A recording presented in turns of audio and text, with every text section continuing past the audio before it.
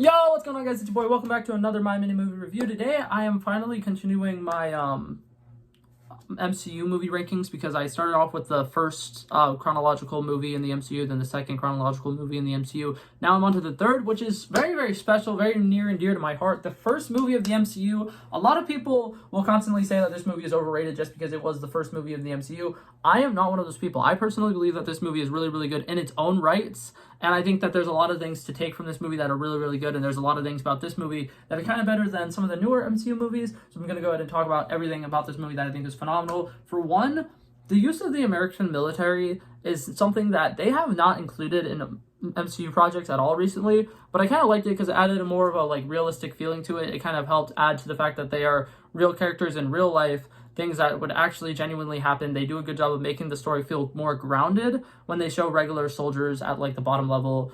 Really, really great inclusion of that. I love the fact that the American military and government and stuff actually gets kind of involved in the story. Not a lot, obviously, but I kind of think that it's something that MCU stories have kind of been straying away from a lot, and I'm kind of glad to see that they brought it back a little bit in Black Panther Wakanda Forever. Something that I absolutely love about this movie, the CGI in this movie is fucking incredible. In 2008, the CGI, you wouldn't expect it to be nearly as amazing as some of the stuff that's coming out nowadays, but in this movie, a lot of the CGI looked way more realistic in ways that I feel like nowadays they kind of strayed away from making things look realistic, and they kind of are just like, oh, let's make this thing look cool, and I kind of hate it. The iron and steel in this actually looks like something that would be welded. It looks like an actual metallic suit, as opposed to some of the new stuff. I don't want to bash on Black Panther Wakanda Forever because I really love the movie, but the Ironheart suit, it looks way too smooth. It doesn't look realistic. The Midnight Angels suit that they also show in that, once again, does not look realistic. I wish that they would learn from Green Lantern. Don't make a suit fully CGI unless you're going to do it right. Iron Man did a great job with that suit. I don't know if it's fully CGI in the first movie because I'm going to be honest, I did not care about the MCU way back then, so I did not. I was 4, okay? Give me a break. I was 4 years old. So I don't know any of the behind-the-scenes stuff. I don't know how much of it was CGI and if any of it was real, but I'm pretty sure the majority of it was CGI, but all the suits in that movie looked really, really good. Some things that I love about this movie, the overall mentor in this movie, something that, once again, MCU is kind of strayed away from. There's not as much of a, big, oh, this person is a mentor in this person's story, and then they get killed off immediately.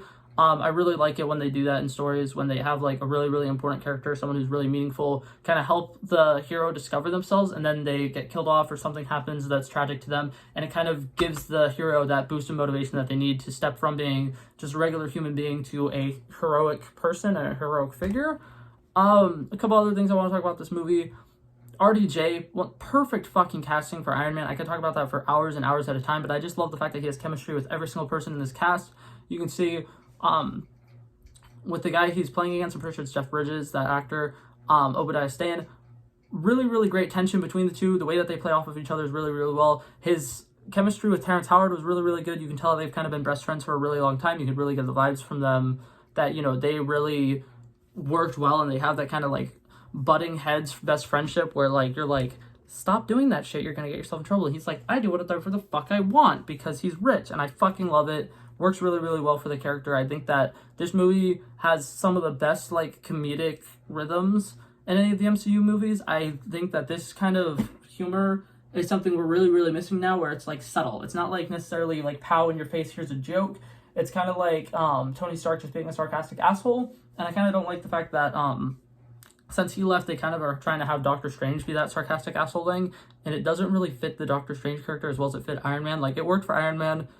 Leave it alone. Leave that to be Iron Man's thing. Doctor Strange is not supposed to be a sarcastic, kind of funny person, so it's kind of bothering me that they're doing that. Anyways, I'm gonna stop bashing on other MCU movies.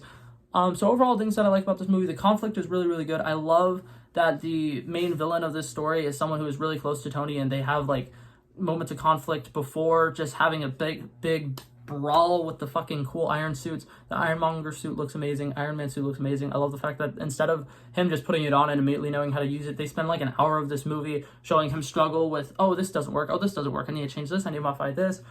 They have him learn things the hard way, when his suit ices up at the beginning of the movie, and he's like, well, fuck, I need to learn to do something to fix that.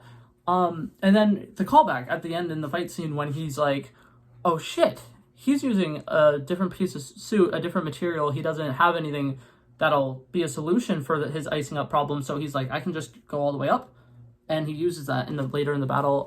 It does a great job showing that Tony Stark is in fact a fucking genius, which I love that so much, because a lot of TV shows and movies will have this thing where it's like, oh, this is the smartest character in the entire movie or show or whatever, and they'll just be really fucking dumb, but Tony Stark uses his wits more than just his suit to win this battle, and I really, really love that as well. So overall, that's pretty much everything I had to say about it. I think that the movie is really, really solid. It's still worth the watch 20 years later. I said 20 years later. I meant like 16 years later. I can't do math, okay? Leave me alone. It's not 16 either, but we're going to say that it was 16 so that I don't look as dumb. It was 14. Shut up, okay? I tried my best. Anyways, but yeah. So overall, I give the rating for that movie a solid 90. I think that it was a really good performance by all of the actors involved. I think that overall the storyline is really, really good, and that it deserves all the hype that it gets. But yeah, so that's all that I had to say for this movie. Thank you guys so much for watching this video. Hopefully you guys enjoyed it. I'll see you guys in the next one. Peace out.